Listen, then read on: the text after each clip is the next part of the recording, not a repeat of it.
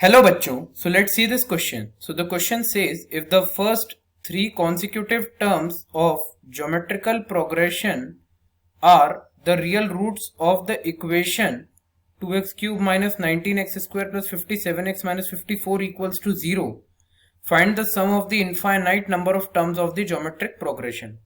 तो इस क्वेश्चन में हमको बोला है कि if the first three consecutive terms geometric progression की कोई भी तीन कॉन्सिक्यूटिव टर्म्स जो है, पहली तीन कॉन्सिक्यूटिव टर्म्स वो रियल रूट्स हैं एक क्यूबिक इक्वेशन की.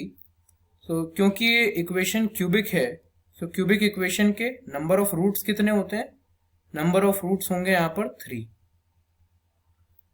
और हमें यहाँ पर फाइंड करना है sum of infinite number of terms of geometric progression. तो दो यहाँ पर जो की कंसेप्ट है हमारा, उसमें दो चीजें होगी. यहाँ पे की कंसेप्ट जो हम यूज करेंगे इस क्वेश्चन में, the key concept is first one. पहला की कंसेप्ट ये है कि अगर आपको एक जनरल क्यूबिक इक्वेशन दी हुई है a x cube plus b x square plus c x plus d equals to 0. तो इसकी कंसेप्ट यहाँ पर ये कि देखिए इसके तीन रूट्स हैं. पहले तो क्यूबिक इक्वेशन है तो तीन रूट्स है, लेट से अल्फा बीटा गामा. तो इन तीन रूट्स के अलग अलग सम पॉसिबल है. sum of roots taken one at a time, sum of roots taken two at a time, sum of roots taken three at a time, ये all at a time. So यहाँ पर alpha plus beta plus gamma that is sum of roots taken one at a time. इसका value होता है minus coefficient of x square यानी कि minus b divided by coefficient of x cube that is divided by a. Then product of sum of roots taken two at a time that is alpha beta plus beta gamma plus gamma alpha. इसका value होता है आपका coefficient of x divided by coefficient of x cube.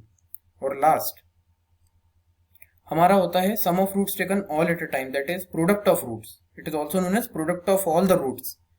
सो इसका value होता है minus constant term divided by coefficient of x cube.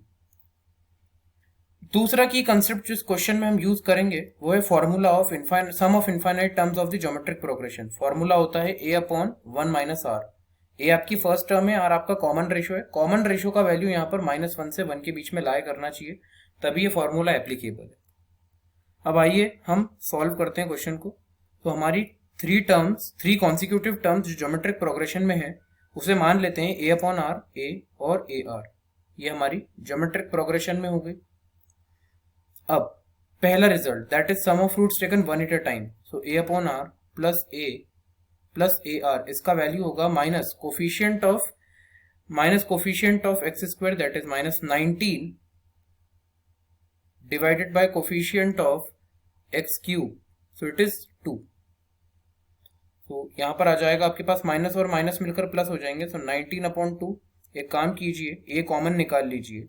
So bracket में बचेगा 1 upon r plus 1 plus r. ये मेरा रिजल्ट नंबर 1 है. ये मेरा रिजल्ट नंबर 1 है और बहुत ही इंपॉर्टेंट रिजल्ट है ये. अब हम दूसरा रिजल्ट निकालते हैं हमारा sum of roots taken two at a time. So इसका हो जाएगा a upon r into a plus a into a r plus a r into a upon r. इसका वैल्यू हो जाएगा आपका coefficient of x divided by coefficient of x cube. So 57 by 2. This will be equals to 57 by 2. Do one thing, take a square common. So inside the bracket you will be left with is 1 upon r plus r and r यहाँ पर cancel हो जाएंगे तो 1 equals to 57 by 2. ये भी एक बहुत ही important result है. इसको भी हम हाईलाइट करके रख लेते हैं. लास्ट रिजल्ट है हमारा sum of roots taken 3 at a time और product of roots that is a upon r into a r equals to minus constant term. So it is minus of minus 54 that is 54 only divided by coefficient of x cube that is 2. Minus और minus मिलकर plus हो जाएंगे. यहाँ पर ये cancel होगा तो 27 आ जाएगा. आर से आर कैंसिल हो जाएगा. सो ए क्यूब का वैल्यू यहाँ पर 27 के बराबर आ जाएगा.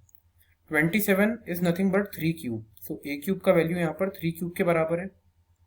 इस पावर 3 को आप राइट हैंड साइड पे ले जाइए तो यहाँ पर ए का वैल्यू हो जाएगा 3 cube to the whole power 1 by 3. यहाँ पर पावर 3 से 3 कैंसिल हो जाएगी, तो a का वैल्यू यहाँ पर बचेगा ओनली 3। अब a का वैल्यू हमें मिल चुका है, तो हमारा जो रिजल्ट वन था a into a multiplied with 1/r plus r plus 1, इसका जो वैल्यू था 19/2 के बराबर था। a का वैल्यू हम पुट करते हैं, तो a का जो एक्चुअल वैल्यू है वो है आपका 3। सो 3 मल्टीप्लाइड विथ, एलसीएम भी ले लीजिए, तो एलसीएम आर ही आना है, so r square plus r plus 1 आ जाएगा जब आप इसको सॉल्व करेंगे, इक्वल्स टू 19/2। अब ये r जो है ये मल्टीप्लाई होगा 19 के साथ और 2 मल्टीप्लाइड होगा 3 के साथ। यहाँ पर आ जाएगा आपके पास 6 into r square plus r plus 1 equals to 19r, equals to 19r। तो यहाँ पर हमने इसको सॉल्व कर लिया है। अब हम इसको ब्रैकेट में मल्टीप्लाई करते हैं 6 को, तो यहाँ पर आ जाएगा 6r स्क्वायर प्लस 6r प्लस 6 इक्वल्स टू 19r। 19r को लेफ्ट हैंड साइड पे ले आए आप, तो यहाँ पर इक्वेशन आपकी बन जाएगी 6r स्क्वायर प्लस का 6r है, माइनस का 19r, तो माइनस का 13r और प्लस का 6 equals to 0। Splitting the middle term का कंसेप्ट है, 6r square minus 9r minus 4r, 13r को मैंने स्प्लिट करा, plus 6 equals to 0।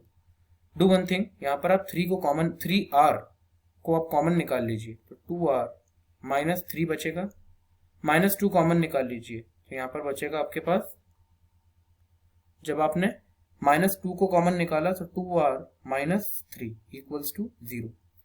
So 2r minus 3 को कॉमन निकालेंगे तो ब्रैकेट में आपके पास बचेगा 3r माइनस 2 इक्वल्स टू 0। दो पॉसिबल वैल्यूज यहाँ पर आ रही है, यहाँ पर एक वैल्यू आती है 2r माइनस 3, यह तो 0 के बराबर हो जाए, यानी कि r का वैल्यू कितना हो जाए 3/2, और यह तो यहाँ पर 3r माइनस 2 का वैल्यू 0 के बराबर हो जाए, यानी कि r का वैल्यू कितना हो जाए 2/3। यहाँ पर अगर आप ध्यान से देखें तो 3/2 किसके बराबर होता है, इट इज 1.5। बट अगर हमें सम ऑफ इनफाइनाइट जीबी का फॉर्मूला लगाना है तो कॉमन रेशो का वैल्यू -1 से 1 के बीच में आना चाहिए, और 1.5 तो 1 से बड़ा होता है, तो इसीलिए हम उस वैल्यू को नेग्लेक्ट कर देंगे। We will neglect this value, so only this value is possible 2/3। So common ratio का वैल्यू हमारे पास 2/3 है। ए का formula a that is first term, इसका वैल्यू 3 है। फॉर्मूले में अप्लाई करते हैं, सम ऑफ इनफाइनाइट जीपी का फॉर्मूला होता है a/1 माइनस r, ए का वैल्यू है 3, 1 माइनस 2/3। इसको सॉल्व कर लेते हैं, तो यहाँ पर कितना आ जाएगा हमारे पास, देखिए यहाँ पर आएगा 3/3 माइनस 2 इज 1, सो 1/3, और ये रेसिप्रोकल होके न्यूमरेटर में चला जाएगा। Okay just a minute guys, just a minute, एक छोटा सा ब्लंडर हो गया यहाँ पर छोटा सा ब्लंडर है, इसको अभी हम यूज नहीं कर रहे हैं। अभी तो हमें ए और आर का वैल्यू मिला है, अभी हमने सीरीज तो फॉर्म ही नहीं करी है। अभी अगर आपको याद हो तो जो फर्स्ट 3 कॉन्सिक्यूटिव टर्म्स थी ज्योमेट्रिक प्रोग्रेशन की, वो थी a/r, a और a/r, और ऐसे करके हमारी ज्योमेट्रिक प्रोग्रेशन थी। इसमें हम वैल्यूज पुट करेंगे फिलहाल तो पहले। सो a का वैल्यू 3 है, कॉमन रेशो है आपका 2/3, यहाँ पर a का वैल्यू 3 है, यहाँ पर 2/3 इंटू 3, और ऐसे करते करते ज्योमेट्रिक प्रोग्रेशन है। यहाँ पर ये रेसिप्रोकल होकर न्यूमरेटर में चला जाएगा 3, तो 9/2 आना है, यहाँ पर ये 9/2 आना है, तो 9/2 फिर 3, यहाँ पे 3 से 3 कैंसिल, फिर 2 आ जाएगा, और ऐसे करते करते आपके पास ज्योमेट्रिक प्रोग्रेशन आ चुकी है। तो इसमें फर्स्ट टर्म यहाँ से बिल्कुल क्लियर है, फर्स्ट टर्म है आपका 9/2, हमारी सीरीज में फर्स्ट टर्म है 9/2, और कॉमन रेशो यानी कि आगे वाली टर्म डिवाइडेड बाय पीछे वाली टर्म, तो यहाँ पर हो जाएगा, इसका वैल्यू होगा 3 डिवाइडेड बाय 9/2, यहाँ पे कैंसिल होगा, तो 3 और 2 न्यूमरेटर में, तो 2/3 आ जाएगा। सिमिलरली 2 डिवाइडेड बाय 3, सो 2/3 आपका कॉमन रेशो आ रहा है, सो r का वैल्यू यहाँ पर 2/3 आ चुका है। तो r का वैल्यू हमारे पास क्या आया है, अभी 2/3 आ चुका है r का वैल्यू। तो कॉमन रेशो का वैल्यू हमने 2/3 निकाल लिया है। सो अब यहाँ पर आप इनफाइनाइट जीपी का फॉर्मूला लगा देते हैं। सम ऑफ इनफाइनाइट जीपी का फॉर्मूला होता है a/1 माइनस r, ए का वैल्यू हमें पता है 9/2 है अपॉन 1 माइनस 2/3। इसको सॉल्व करेंगे तो 9/2 डिवाइडेड बाय 9/2 डिवाइडेड बाय 1/3 आ जाएगा, यानी कि 9/2 मल्टीप्लाइड विथ 3/1, ये रेसिप्रोकल हो जाएगा। 9 3 27, so 27/2 हमारा सम आ रहा है। So answer of this question is, देखिए हमारी सीरीज जो थी वो थी 9/2, 3 और फिर आया हमारे पास 2, फिर आया हमारे पास 2, और ऐसे करते करते ज्योमेट्रिक प्रोग्रेशन थी, और सम ऑफ इनफाइनाइट जीपी का फॉर्मूला आया हमारा, sum of infinite terms of geometric progression, इसका वैल्यू आया हमारे पास 27/2, और इसी वैल्यू को हमें निकालना था, क्योंकि क्वेश्चन में क्या बोला था हमें, sum of infinite number of terms of the geometric progression, तो इसका वैल्यू हमने यहाँ पर निकाल लिया है। So 27/2 is the correct answer of the question, and that is all about solution of the question. मैं उम्मीद करता हूँ आपको सोल्यूशन समझ आया होगा। I hope that it answers your query, and I also hope that you understood it well.